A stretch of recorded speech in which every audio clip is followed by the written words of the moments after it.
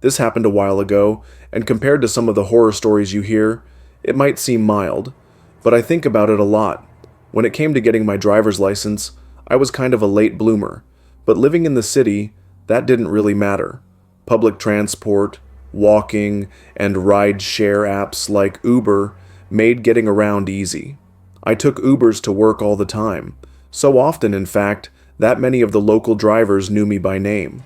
Sure, some drivers acted a little weird now and then, but there was only one encounter that stuck with me to this day.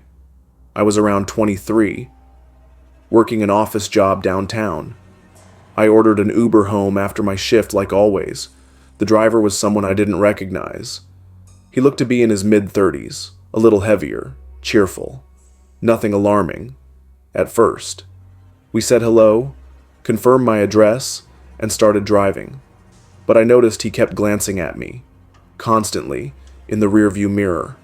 Then he said something that threw me off. "You know, I've picked you up before." I didn't think much of it at first. I Ubered almost daily, so that wasn't unusual.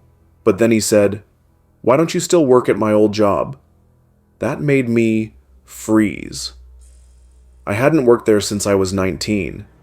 This guy remembered me from 4 years ago, and he kept going. "You're from my hometown, right? You went to my high school? Still studying art history at my university? You have 2 younger sisters, right?" All I could think was, how the hell does he know all of this?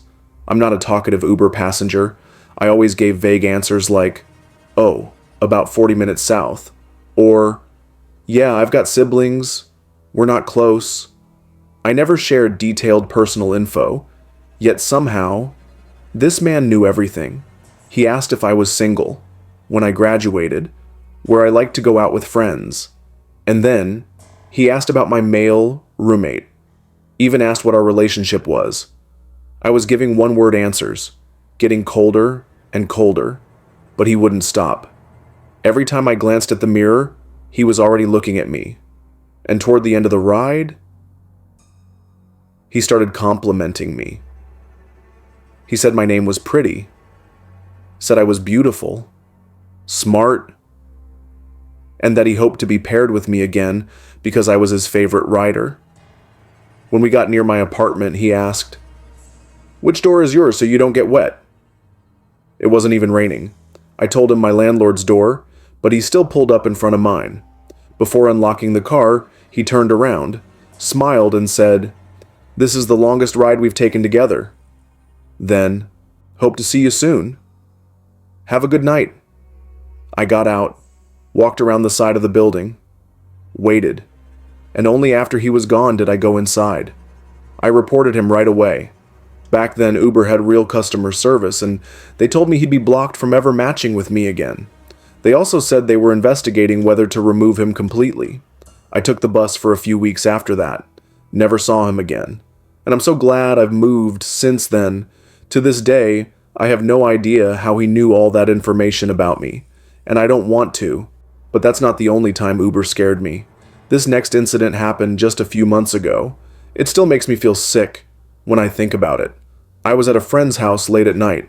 Didn't realize it was already 2 a.m. I don't like sleeping over. I love my own bed. So I decided to call an Uber home. My friend lives in a rural area, so it took a while for the ride to get there, and the drive to my place would be around 40 minutes. As soon as I got in, the driver looked at me and said, "You're really pretty." Immediate red flag. I'm already anxious when it comes to ride shares, especially alone at night. I just said thanks and stayed quiet. He started driving. About 5 minutes in, he asked, "Was that your boyfriend?" referring to my friend who had walked me out. Something in my gut twisted. I said yes, said nothing more. Then came more compliments. "He's lucky. You're really pretty." I didn't answer. 10 minutes in, he says we're taking a detour. He says it's a quicker way. But the Uber map on his phone, it wasn't matching up. We were driving deeper into the woods, away from the city. I called my dad. No answer. It was 3 a.m., so I called 911. I acted like I was calling my dad. "Yeah, Dad. I'm in the Uber. I'll be home soon." The operator picked up on it immediately. She started asking yes or no questions. What car was I in? Where was I now? Was I in danger? I whispered back, "I don't know." She told me what to do. She gave me a safe residential address close to the police station and told me to ask the driver to drop me there instead. He hesitated, but finally agreed. I stayed on the line with her until we got there. Sure enough, just like she said, a police officer was waiting down the street. I got out, walked straight to the cruiser. I don't know what would have happened if I didn't make that call. Maybe I was just anxious. Maybe it was nothing, but the way he stared, the off-route driving, the detour, the way he asked about my door. Number, I trust my instincts now, because the alarms in my head were so loud that night. I had to listen. Now, I only take Ubers in the daytime, and I always share the trip with someone I trust. Stay alert, stay safe, and trust your gut. It was late September last year, and business had slowed down for me. I've driven cabs around Jersey City for almost 5 years now, mostly picking up late-night airport rides or weekend bar hoppers downtown. I usually stick to Uber and Lyft since it's safer, but every once in a while, I'd still take direct calls from a few regulars who prefer paying cash one night around 11 p.m. I got a call from a number I didn't recognize. The guy introduced himself as a friend of one of my regulars, Carlos. He asked if I could pick him up at an apartment building on Kennedy Boulevard. Cash. Only no apps involved. Normally I wouldn't take unknown callers, but he mentioned Carlos and sounded legit enough. Besides, rent was due soon, so I said, yes. He gave me the address. An older building I vaguely knew, near Journal Square. As I pulled up to the curb, I texted him. He immediately replied, instructing me to drive around to the back alley entrance, saying he had something heavy to load.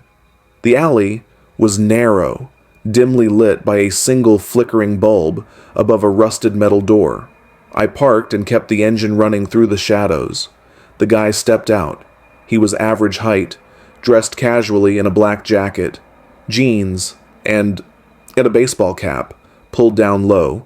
He motioned for me to roll down the window. I did, and he leaned in, speaking quietly. "Hey man, could you give me a hand real quick?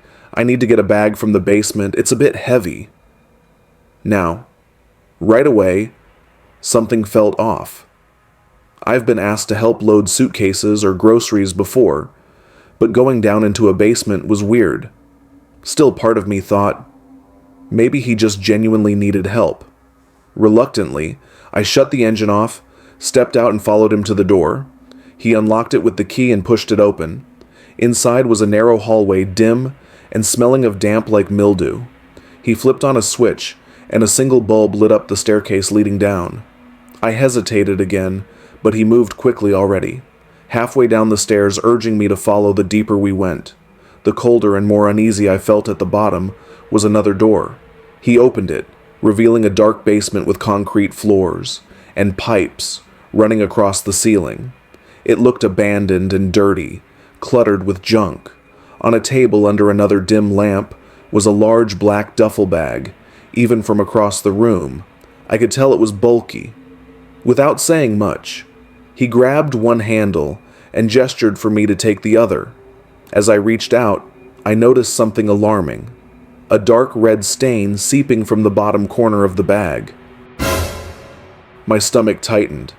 I hesitated, pulling my hand back quickly. I asked, trying to keep calm, "Hey, what's inside that bag?" He stared at me silently, expression blank for a moment, then quietly said, "Sorry, I can't tell you. My gut told me everything was wrong here. The stain. It looked like blood." Suddenly the bag looked big enough to hold a person. My head spun with panic. I stepped back instinctively, heart thumping. "I'm not touching that, sorry man. This is too weird." I said. He seemed startled by my reaction quickly, saying, "Wait, I'll double your fee, just help me load it and drive." The fact that he suddenly offered more money only made me more certain that something was terribly wrong. I shook my head and turned to go upstairs, mumbling an excuse about needing to leave. I hurried up the stairs without looking back, feeling his eyes burning into me. The entire way as I reached my cab, hands shaking, I jumped in and locked the doors. He stood at the basement doorway, staring at me as I quickly reversed out of the alley and back onto the main road. My heart was racing as I drove away. I pulled over a few blocks away, under the bright streetlights of a convenience store parking lot, adrenaline pounding, sitting there, hands trembling. I couldn't stop picturing that bag. I knew something was horribly wrong. Finally, I took a deep breath and dialed 911, explaining everything within minutes. Police cars raced by me, lights flashing silently toward the apartment. I waited anxiously, feeling guilty for leaving, but grateful I'd trusted my instincts. About half an hour later, an officer called my phone asking me to return and give a statement when I arrived. The whole street was cordoned off. Officers swarmed the building radios, crackling with urgent voices. A detective approached me, asked questions about the man, about the bag, the basement, everything. Eventually he explained what they'd found inside the bag was the body of a young woman. The guy's wife, they'd gotten into a violent argument, and he struck her in the head with a metal tool from his garage, killing her instantly. He'd planned on burying her somewhere quiet, using me and my taxi to transport her away from the city. My legs went weak. Hearing this, the detective patted me on the shoulder, saying I'd been lucky to trust my gut. He said it could have ended much worse for me if I'd stayed, or asked more questions. Those words stuck with me, replaying in my head endlessly as I eventually drove home, hands still shaking on the wheel. I never saw Carlos again. He never called me, and I never found out if he even knew what his friend had planned.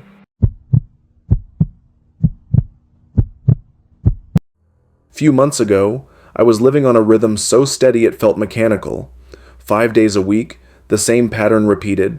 I finished the evening shift at a small insurance claims call center on Broad Street, powered down my computer, and left the building with the spill of other agents. The ride on the RTR took me from Manhattan to Atoria in about 20 minutes. I liked that part of the commute. Inside the car, I could lean back, close my eyes, and let the carriage rock while I unwound from 8 hours of polite voices and policy numbers. By 9:15, I was usually stepping out of the 30th Avenue station and making the short walk to my apartment. I lived on the top floor of a 3-story building with a landlord who kept the hallway smelling of fresh paint. It was a simple, predictable life, and I liked it. One Thursday in early March, that rhythm cracked. Snow had melted only a week before, and the sidewalks were still lined with gray piles of ice. I clocked out at the usual time, collected my coat, and was halfway to the subway when I remembered I was out of dish soap and bread. My neighborhood market stayed open late, so I decided to shop after I got back to Queens. Felt harmless. Just a minor adjustment to the schedule. The market sat on the corner of 31st Street and Newtown Road. The fluorescent lights inside threw a cold glare onto the sidewalk. I pushed through the door, grabbed a handbasket, and walked the familiar aisles halfway down the canned goods row. I heard someone call my name in that bright room with music playing overhead. I needed a second to place the voice. It was Rachel, a girl I had been close with in high school in Brooklyn. We had drifted apart after graduation. She was holding a bag of rice and smiling like she had been waiting to bump into me. The surprise felt warm, and soon we were catching up in the middle of traffic. After a few minutes, she suggested grabbing a bite at the 24-hour diner across the avenue. My grocery run could, with a chance to talk with an old friend, seemed rare and worth the detour. The diner's metal sign buzzed above the door. Inside, a line of empty stools faced the grill, and the only other customers were a couple sharing coffee. In the back booth, Rachel and I slid into a booth near the window. We ordered fries and milkshakes and talked about ordinary things. Jobs rent her plan to start classes at LaGuardia Community College time blurred. I glanced at my phone and once saw it was almost 11 and told myself I would leave after finishing my shake, but the conversation kept looping, comfortable and rambling, and soon the street lamps outside were shining on empty sidewalks. At midnight, I stood, pulled on my coat, and said I had to be up early. Rachel offered to call a rideshare for me. I declined. My apartment was a straight walk of about 20 minutes. The air outside had that sharp, late winter bite, but it was clear, and still I felt awake and safe enough to walk. The first blocks were silent, except for a distant elevated train rumble. Storefront gates were down, graffiti shining under sodium light. I passed a laundromat. Then, the dark shell of a closed bar, halfway along 30th Drive. I became aware of footsteps that did not belong to me. They came in short bursts, then paused. When I paused, I glanced back and saw a man about half a block behind. He wore a Parker hood, up, and kept his head low. It might have been a coincidence, but my gut stiffened. I turned onto a residential side street lined with identical brick houses. The man turned too. I lengthened my stride. The rubber soles of my sneakers squeaked on damp concrete. 3 houses ahead, a motion sensor activated spilling porch light across the sidewalk. I felt the urge to run, but worried that breaking into a sprint would erase any pretense of coincidence. Instead, I ducked onto the next corner, making a quick left, then an immediate right onto a narrower lane. My neighborhood is a loose grid, and I knew these back streets well. I should have lost him. Still, the steps reappeared. They were closer now, shorter, almost eager. Panic is loud inside the head. It floods the ears and makes every passing shadow look alive. I remembered advice I had given callers at the office. Stay calm. Gather details. Seek help. 2 blocks ahead, a yellow taxi idled outside an apartment building. The driver was leaning against the door, scrolling through his phone. When I reached him, I waved and asked if he was on duty. He nodded. I told him I crossed streets. He popped the trunk for my small shopping bag, though I kept the bag on my lap. As soon as I closed the door, he pulled away from the curb. Relief washed through me enough that my fingers trembled when I tried to text Rachel that I was almost home. She replied with a thumbs-up emoji. The cab turned left at the next light. I blinked. Left was wrong to reach my block. The driver should have stayed straight for at least 3 more intersections. I leaned forward and told him gently that he had missed the turn. He said something about a shortcut because construction was blocking the usual route. His voice was flat without accent. Too controlled, my stomach hollowed. We crossed under the elevated tracks and stopped beside a dim stretch of curb street. Lights were busted on that block. My phone screen lit the back seat. I pulled up the map, already knowing we had looped back toward the area where the footsteps began. Before I could speak up, the taxi's front passenger door opened. The man in the hood slid inside under the dome light. I saw his face, young, clean-shaven eyes alive with purpose. He turned to me and smiled like we were sharing a secret. My first instinct was to latch the door on my side, but the lock switch was already down. The driver raised a hand palm out, telling me to stay quiet. He merged back onto the street, accelerating fast. The man beside him reached into his pocket and produced a small pistol. It looked older, scratched along the barrel. He twisted in his seat, pointing it low toward my knees. He spoke in a quiet, rehearsed tone. Phone, money, jewelry. He motioned for me to place everything in my grocery bag. My voice stuck in my throat. I dug out my wallet phone and a necklace my sister had given me for my last birthday. He told me to keep my eyes down. The car turned again, faster still. Tires squealing on the corner. My chest felt tight, but I forced myself to breathe evenly. Panic helps no. The man said they would drop me near the river once they were done. His partner chuckled. I pictured the dark paths by the water far from any house. I pictured headlines the next day. Red and blue lights flared across the rear window, washing the seats in sudden color. A police cruiser had appeared behind us. Siren off, but flashers spinning for a second. None of us moved. Then the driver cursed under his breath and tapped the brake. The cruiser's loudspeaker ordered him to pull over. He slowed, halfway to the curb, looked at his partner, and then floored the accelerator. The force shoved me back against the seat. The hooded man whipped around, pistol raised, but the lights behind us swerved with every move. I grabbed the door handle, praying the child lock was off. It clicked. Wind roared as I pushed the door and threw myself onto the asphalt. I hit hard on my side, rolled and scrambled upright, sprinting toward the cruiser. Waving both hands, the officer inside jumped out and met me halfway, asking if I was hurt. My voice came out raw as I explained the other officer took off after the taxi tires, howling. The one beside me guided me to the cruiser's front seat, shut the door, and called for medics. My palms were scraped, coat sleeve torn, but nothing felt broken under fluorescent light at the precinct.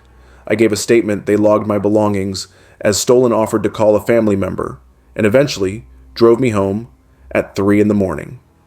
2 days passed. I called out sick from the call center and kept the television off. Every small noise outside made me tense. On Sunday evening, someone buzzed the intercom. It was Detective Reyes, the officer who had taken my statement. He stood in the hall holding a sealed evidence bag containing my wallet, phone, and necklace.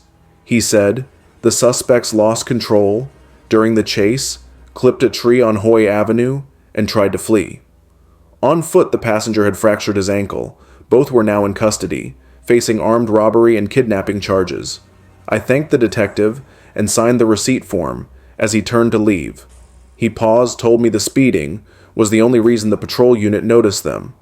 They were clocked at 42 in a 25 zone. A simple traffic stop had broken the plan wide open.